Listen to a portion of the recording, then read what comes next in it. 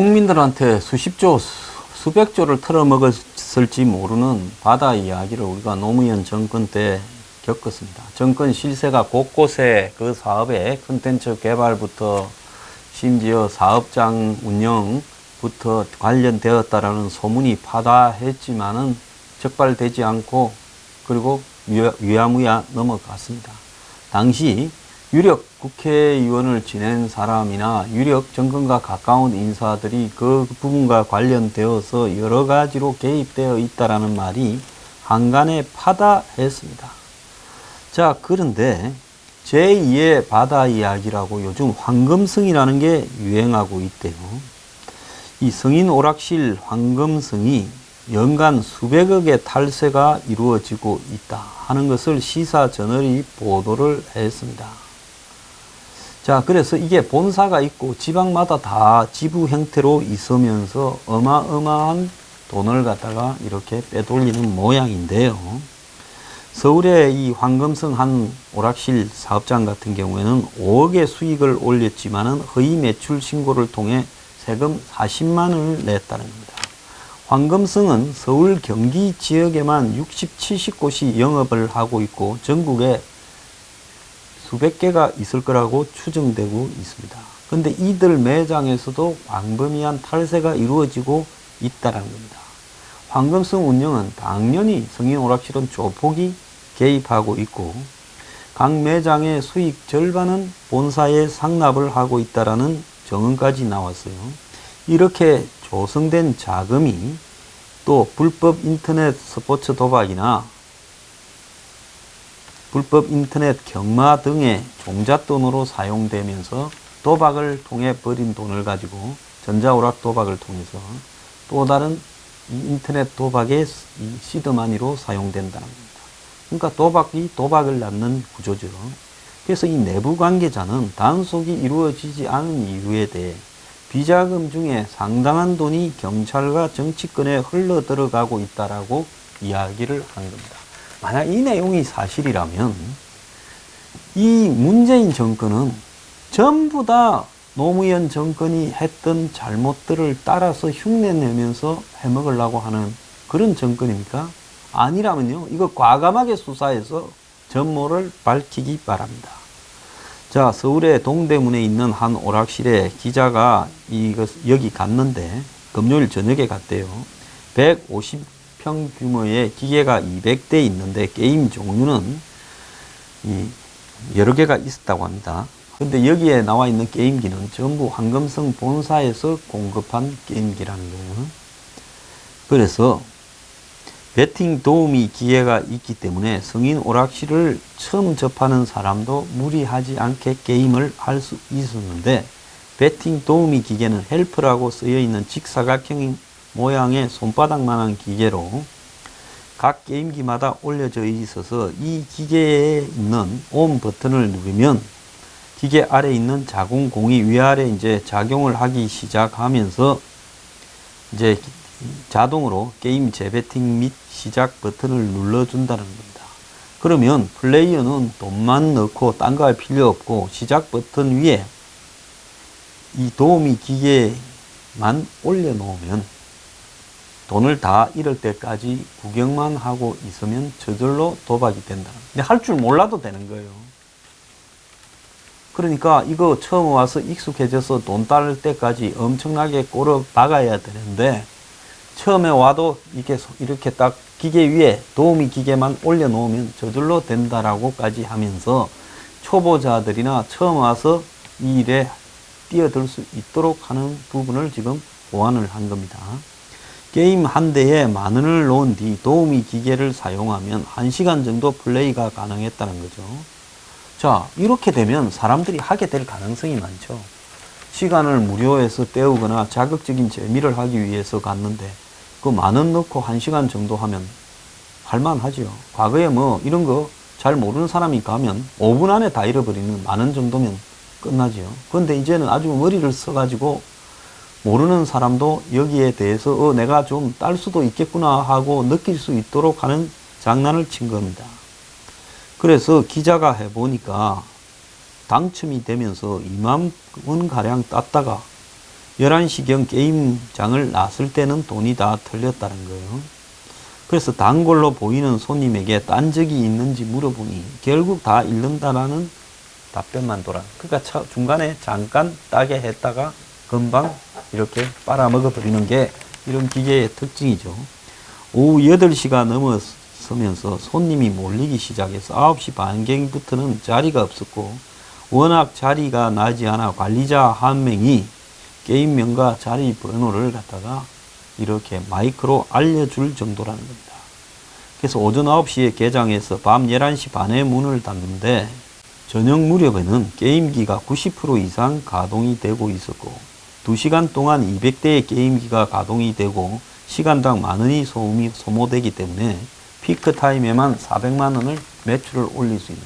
그럼 하루 종일 이렇게 한다 하면 적어도 제가 볼 때 하루 종일 한 돈 1,000만 원은 벌 거라는 생각은 들어요.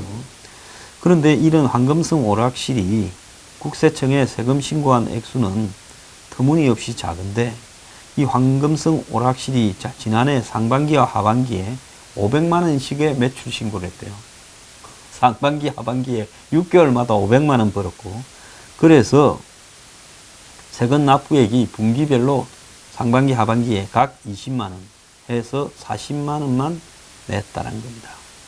그래서 이 2시간 동안 매출을 400만 원이라고 추정할 수 있는데 1년 전체의 매출을 1,000만 원이라고 신고를 한 거라는 겁니다. 그러면 이 오락실의 실제 수입 지출 현황은 어떨까 하고 장부를 보니 이 오락실이 7월 3일 일간 수입 지출을 담은 내용에 보면 여러 가지 기계마다의 수입이 쭉 적혀 있고 또 일비, 간식, 전단지, 서비스 지출 내역도 적혀 있는데 이 A 황금 오락실이 7월 3일 150만 5천 원의 수익을 올렸다고 기록되어 있고 그래서 한 달에 4,500만 원의 수익을 올린 걸로 기록되어 있다. 이것도 보니까 현장의 관리 조폭이 속여 먹는 거지요. 기자가 2시간 앉아 있어도 200만 원 수익이 는다는데 무슨 놈의 오락실이 무슨 뭐 인형 뽑기도 아니고 하루에 도박하는 데가 하루에 150만 원이란 말입니다. 어쨌거나 국세청 관계자는 매출을 따져봐야 되겠지만 부가세 10%만 적용해도 연간 5천만 원의 세금을 받아야 된다. 이렇게 이야기를 하고 있습니다. 관계자는 점포 하나당 한 달 수익이 5천만 원인데 세금은 거의 안 낸다. 지난해 40만 원 이하를 냈다. 이렇게 이야기를 하고 있고요. 대부분의 이 점포들이 1년에 1,000만 원, 그래서 1년에 40만 원 정도를 이렇게 낸다는 겁니다. 그래서 이렇게 탈세를 통해서 엄청난 돈들이 만들어지는데 이 비자금은 누구한테 가느냐? 황금성 중간 관리자를 통해 본부로 상납되고 있다라는 겁니다.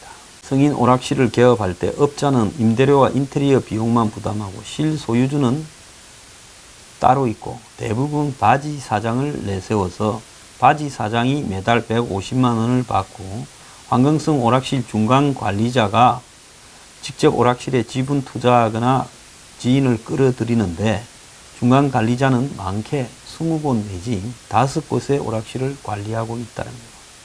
그래서 게임기는 회사에서 무상으로 임대해주고 대가로 나오는 수익의 절반을 본사로 낸다는 거예요. 그래서 자기는 사무실, 그러니까 공간, 오락실 빌리고 인테리어만 하고 게임기는 회사에서 갖다 주고 수익은 절반을 나눈다는 거예요. 그래서 매달 결산일에 황금성 본사에서 기사로 불리는 사람이 내려와 장부를 사진으로 찍어가는데 5천만 원의 수익이 났다면 2,500을 상납해야 된다. 그러니까 이 상납하는 놈도 쏙이겠지요. 운영하는 놈도. 그러니까 기자가 2시간 지켜봐도 400만 원이라 하는데 하루 매출을 150이라고 이야기를 하고 있습니다. 그래서 각 매장의 업자가 현금 다발을 가방에 담아서 오락실을 관리하는 중간 관리자에게 전달하고, 중간 관리자는 또 5개, 10개를 관장하는 사람이고, 또 오락실 관리자들은 또 별도로 좀 투자하고, 그러니까 중간 관리자와 오락실 책임자가 둘이 또 나눠 먹겠죠. 그래서 중간 관리자는 이렇게 받은 돈을 본사에 갖다 주는데, 그런데 실제로 갖다 줄 때 따라가 본 사람에 보면 중간 관리자는 나머지 수익에서 자업진이 지분 투자한 만큼 챙겨가고, 그러니까 고객들은 지금 꾸준히 황금성에 늘어나고 있기 때문에 바지 사장, 중간 관리자, 본사 누구도 불만을 가지지 않고 짭짤하게 땅 짓고 헤엄치기를 하고 있고, 지금 잃는 것은 거기 가서 당하는 소비자와 정부, 세금 받지 못하는 정부뿐이라는 거죠. 그래서 이런 매장들이 도대체 얼마나 되느냐 이렇게 따져보니까 3개월 동안 서울 경기 지역에 이 황금성과 관련된 오락실이 70군데고, 황금성 오락실이 하루 100평 규모의 150대의 기계가 있는데, 기계당 하루 이익을 10,000원으로 잡았을 때 150이고 한 달 4,500이고, 그래서 이 각종 임대료나 전기료, 알바료 빼고 남은 금액이 3,000이고, 이 3,000을 1,500씩 이렇게 나눈다는 거예요. 그러면 60곳이라고 하면 한 달에 1,500만 원씩 본사가 받는다면 9억이라는 거죠. 그럼 연간으로 따지면 100억 이상이 들어가는데, 이거는 최소한으로 잡은 거고, 이거 받으려고 이렇게 문어발처럼 오락실 하는 놈 조폭은 없어요. 이것보다 어마어마하게 더 크겠죠. 근데 본사가 지난해 신고를 한 매출이 제로고, 이 M사라는 건데, 이 게임 소프트웨어 개발 및 공급이라고 하는데, 작년에는 매출 제로를 해놔서 폐업까지 고려할 정도로 사정이 악화되어 있다라고 이야기를 하는데, 자, 이 M사의 대표자 명의로 회사가 3개 더 있다는데, 이 회사들이 지방 소재 법인으로 해서 조금씩 매출이 나오는 걸로 잡아놓고 계속 회사 이름을 바꿔가고 세탁하는 거 아닌가 하는 지금 이야기까지 나오고 있습니다. 그래서 모든 계약은 구두로 하고, 또 이런 황금성과 관련된 조폭들이 여러 계파의 여러 명이래요. 그래서 이 조폭들이 지금 이제 요즘 인터넷 도박이 조금 시들한 부분도 있답니다. 그러니까 다시 옛날처럼 바다 이야기처럼 전자 오락실 게임으로 가고 있는데, 이 부분을 지금 해본 노하우가 있는 놈들이 다 몰려들어서 지금 하고 있는 것 같습니다. 이들이 이렇게 광범위하게 탈세하고 이렇게 하면서 운영할 수 있는 이유는 이 상납이 이루어져 있고, 결국 경찰이나 정치권과 건이 다 있는데, 정치인 후원금 명목으로 뒷돈을 대주며 정계의 인맥을 쌓고 있고, 게임 협회 같은 걸 만들어 집회도 하고, 경찰에 대한 로비 창구로 이렇게 활용도 하고, 더 나아가서 경찰의 장부로 뺏겼는데 로비로 무마한 적도 있다는 겁니다. 그래서 이거는 결국은 제2의 바다 이야기를 전국적으로 다시 한 판을 열고 있다는 거고, 그리고 결국 그 뒤에 그때 재미를 봤던 정치 세력이나 조폭 세력이 다시 판을 열고 있는 게 아니냐, 이렇게 보고 있습니다. 자, 라오스댐 SK가 그 사고 낸요. 이 라오스댐이 한국수출입은행 대외경제협력기금에서 8,080만 불의 차관이 지원돼서요.